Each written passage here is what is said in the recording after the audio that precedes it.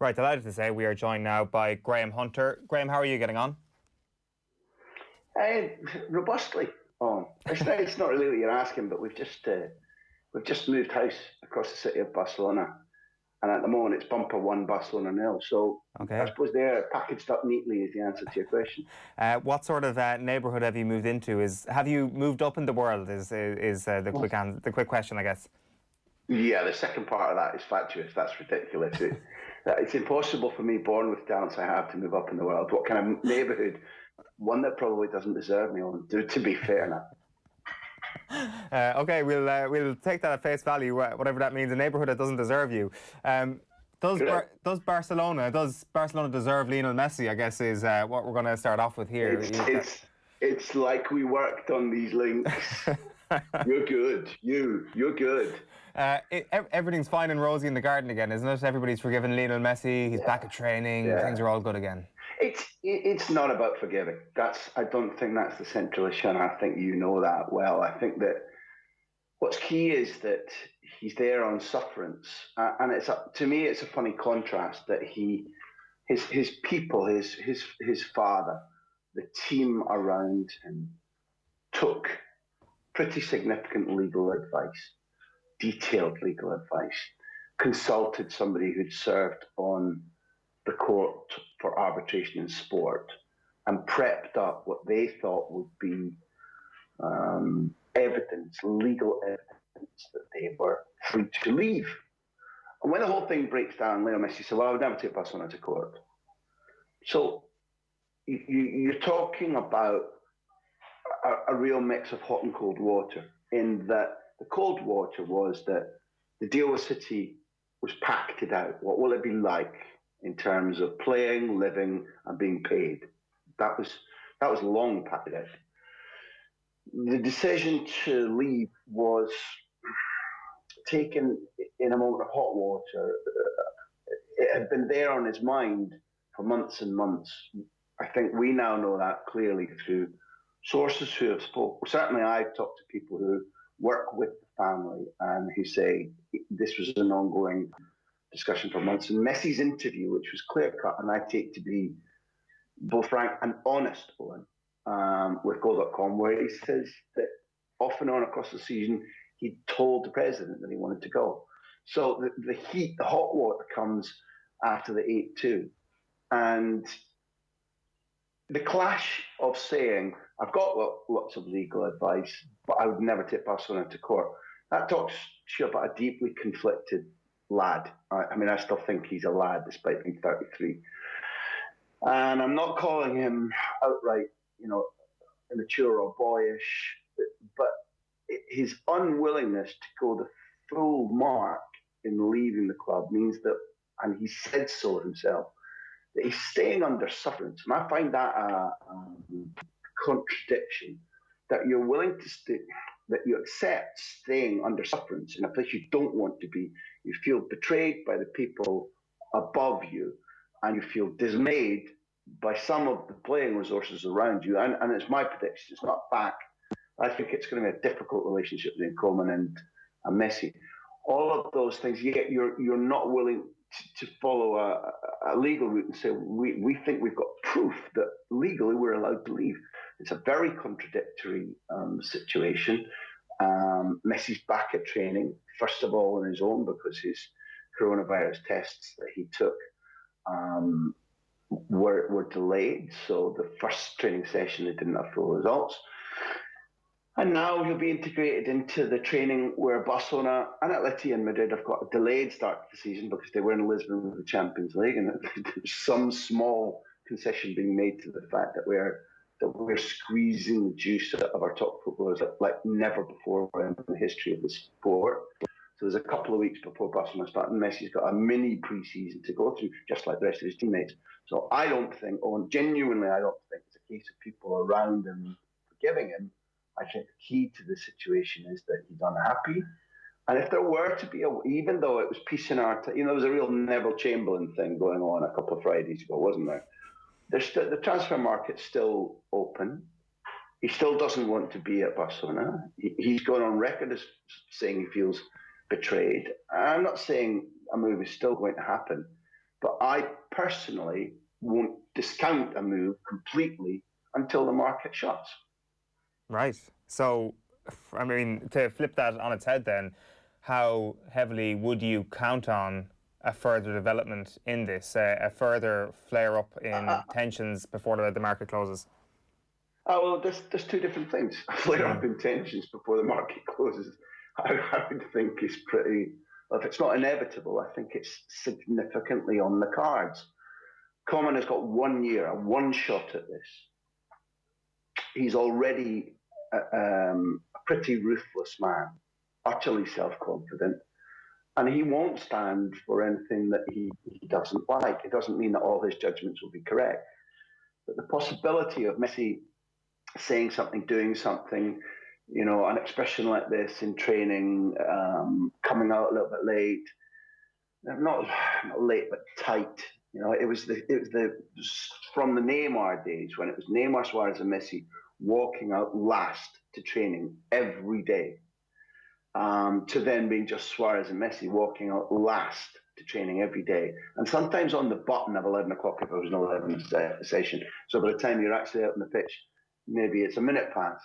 These things won't wash with Koeman, and that doesn't necessarily make him right, because there needs to be elasticity if you're dealing with the greatest player of modern, all time, take your pick. So flare-ups, I think there's a reasonable chance. That's a euphemism. But the departure, I said, you know, I'm not advancing. I've got snout. It wasn't me kidding on that somebody's saying to me, don't worry, this is still happening. I'm telling you, Barcelona are still in serious debt. They still have to pay him 100 million euros this season coming. Bartomeu won the big battle, you know, inverted commas, imposed himself, fed his own ego. He's still going to go back and look at the accounts. He's still going to talk to Koeman over the coming weeks. All I would say is that we would be stupid not to notice that Messi is unhappy, wanted to leave. He's got a home waiting for him at City, and the market's not closed. I mean, no more than that. But why would we, given how extreme a point the breakdown of his relationship with Bartomeu and the board that will be running the place, and how tense it's likely to be, the relationship between him and the coach, we would be stupid not to be thinking, okay, well, the market is still open, and it's feasible that Bartomeu goes... I mean, let's say a PR man was whispering in Bartomeu's ear. You've won the big war, you've made him stay. Now you can look magnanimous and you can say, we've accepted. City's briefing is, we want him free or nothing at all, but there's always flexibility. Let's say somebody's whispering in Bartomeu's ear, we've decided, we've thought long and hard, Leo, we've proved our point, we won that battle, now we have to accept that Leo is one of our all-time greats, and we'll find a way to help them. But all that kind of double speak, can't you imagine that happening? And him rubbing his hands if he's got some big seven-figure sum from Manchester City and he gets rid of 100 million euros of salary? All I'm saying is it would be naive.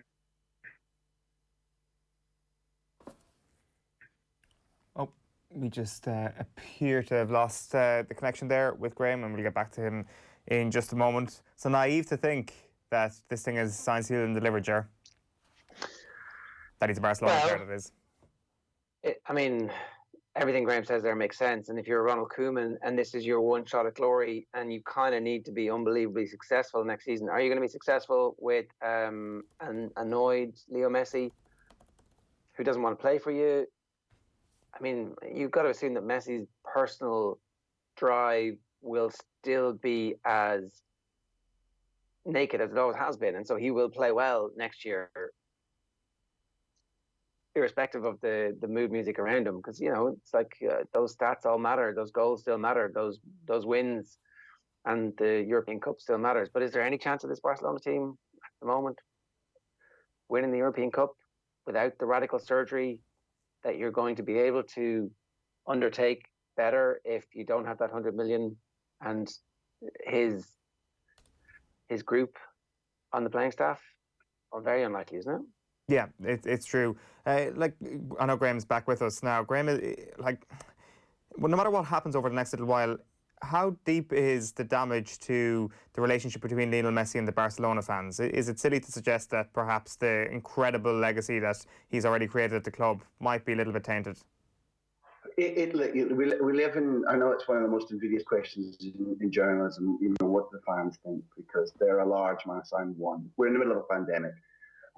There are no crowds at the ground to sing their frustration or their happiness. So all I can give you is an estimate.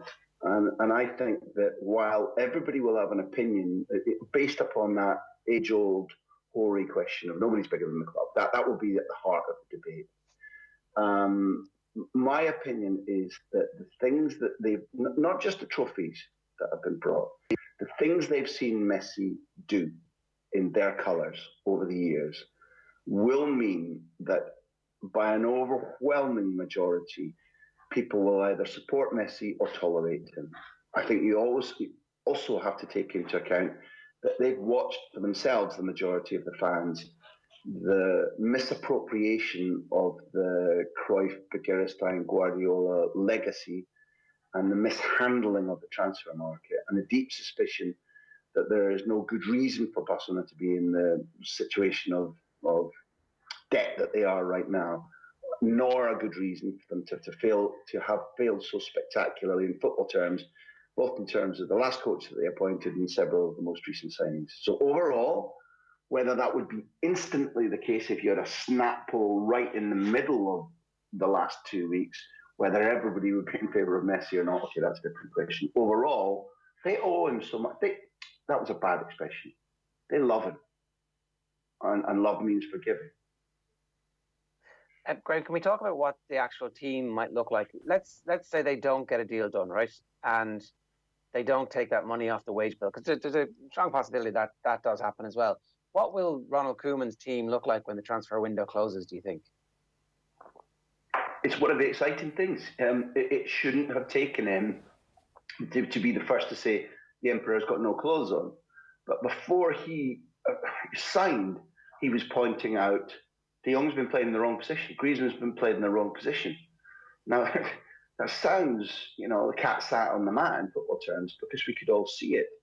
But thank the Lord, he's come out and said it. And therefore, what we are aware is that De Jong playing in the formation that Koeman used at Holland and that was predominantly used in De Jong's breakthrough years at Ajax was 4-2-3-1, with De Jong in the middle of the two organising, slots, either with Pjanic or Busquets next to him, and then some agglomeration of Ansu maybe on the left, Messi at 10, Griezmann on the right coming onto his left foot where he can happily play, and a striker. So Ansu can become the 9.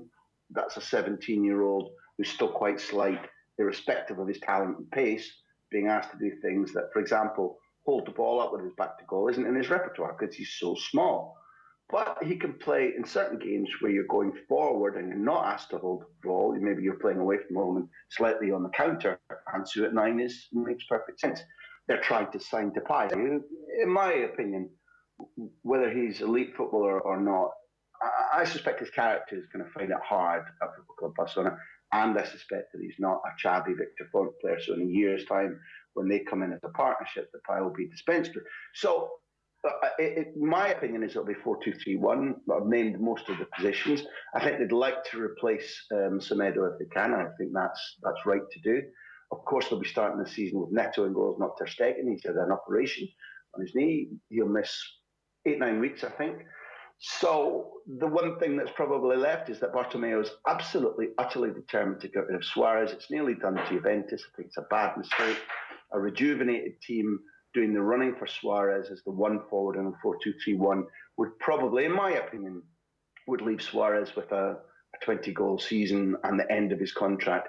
But Bartomeu is effectively what's going on. Bartomeu isn't making a football judgment on Suarez at 9, that one position left open for discussion. And they can't afford Lautaro Martinez at the moment unless there's some massive change of policy on behalf of Inter about taking swap deals or whatever. Anyway, at any rate, Bartomeu is saying, I want the club back. I'm the president. The club no longer belongs to Messi and Suarez. I'm going to break Suarez off from Messi at the hip and send him away. And it's become a purge. And I think it's a big mistake. If the Messi deal does go through, and does that then automatically mean that more people come in, or is it actually just a bam on the financial fire that they have in the background? Yeah, Jerry, look, I don't know. It's so speculative that all I'm saying is that window is not closed, and we'd be dull if we didn't note it. If for some reason the deal were to happen and he went to Manchester City, there would be a freeing up of cash. But if it happened, at what stage in the market, who would be available? Their mega goal is to bring Lautaro Martinez, a goal scorer, and get rid of Suarez. If Messi suddenly wasn't there, would Lautaro be as keen to come? I don't know the answer to that question, but would they have much more money? Yes, they would. That makes sense.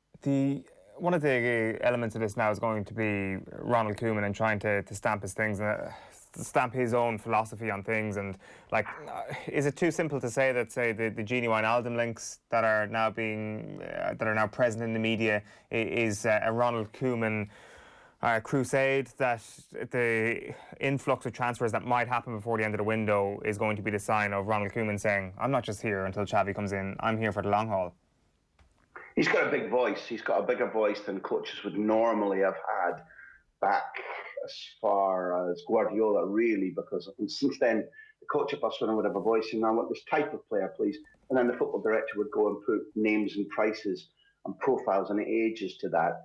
Now Koeman does have Bartomeu and Ramon Plan as the technical director. If not over a barrel, then quite close to it. He's bailed them out. They need him. They can't be affording sacking somebody else or somebody else quitting on them mid-season in Bartomeu's last year, where he wants to create enough of a role of goodwill. Good luck with that, Josep Maria.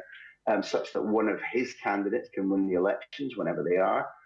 So, yeah, he'll have a voice, and Wijnaldum could play at 10 if Messi wasn't there. Wijnaldum could play in behind Depay. Of course he could. Can I ask about Madrid and the situation there? Because we've been hearing that the transfer market is completely skewed by COVID and the fears of many clubs that they're not going to have match day income, and really interested to see exactly how TV deals are going to be reconstituted over the next year. So there's been in some instances, there's been a battening down of the hatches. Jurgen Klopp, obviously, having a go at the oligarchs and the state-owned clubs for continuing to spend. Real Madrid, not quite a state-owned club. Sometimes they write the rules as if they were. But we haven't really seen them invest massively in this window. Is that simply to do with the global economic situation? Was that always planned? What is the scenario there? Do they have any cash that they're sitting on waiting for a deal later in the market? I believe my connection dropped. I believe you're talking about Real Madrid, and it's a policy decision with them. And if you're trying to understand Real Madrid, then you have to begin at the fact that they have a bloated squad, not only bloated in numbers, but giant amassment of talent.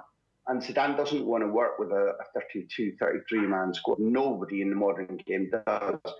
They talk about short squads, long squads. The fact is that Madrid probably want to be working with a hardcore of 21, 22 footballers. And I think that it's really important to understand that Madrid are a selling club at the moment. They've raised about 65, 70 million in terms of getting people out. And they most certainly want another 4 or 5 players out in this market, at which point, I refer you back to your idea about, if Messi was on the wage bill, would Barcelona be able to spend more? Madrid are largely being touted, which is a market tactic, as not spending anything in this market, so that people's expectations are going down. If they suddenly come knocking in the last week of the market, people aren't going to massively inflate the prices. The idea is to sell to buy, but sell in order to make the squad leaner, because Zidane runs a happy training ground, and what he does not want is 5 or 6 players, including Gareth Bale, lounging around, knowing that they don't have to put in massive effort at Valdebebas every working day because they're not going to play at the weekend. That's anathema to every leading coach. Bale and the suggestion in the paper today that they're going to actually spend money to pay half his wages. This is what we've seen with various clubs trying to get people off the wage bill, like Alexis Sanchez. Has it reached that point where they're essentially paying a club to take Gareth Bale off their hands? Well, the argument is about whether Bale gets paid up for the remainder of his contract, which would be a larger sum than, for example, paying a season, splitting a season 50-50 on his wages. So, as bizarre as it sounds, punting out, what would the sum be? He's on about 17 net of taxes, that's 34. So, if the taxes are picked up by the club that takes Bale, you're talking about something in the region of 8.5 or 9, and for a season, compared to paying up a couple of seasons at 17 million plus tax that Bale is still due. So the argument isn't about really whether Bale wants to leave or whether Real Madrid want him out. It's about on what terms. Now, without being harsh on Bale, who I've defended on this show in the past, where I felt that his impact and the importance that he had in winning trophies, not just for winning goals, was being underestimated in some degree in Britain and Ireland. Now, I despair of him a little bit. He is at an age where he can still be dominant. Athletically, he's still in good shape. He says he misses playing football. He comes alive, or tries to, when he's playing for Wales. For him to realise the remaining potential in his career, and I think there's still a lot of it, he has to play. And he and his agent need to give up on this, well, we're not moving unless you pay us up the remaining couple of years of our contract. He's vastly wealthy. It's inane in my book that you prioritise a certain sum of money over a couple of years, whereby if you don't use them well, you'll never get them back. The money can come again in future, through advertising, through sponsorship, through whatever you like. So I wish Jonathan Barnett would give his client different advice. Graham Hunter, thanks a million for taking the call this morning. Best of luck with the new house. Thanks, lads.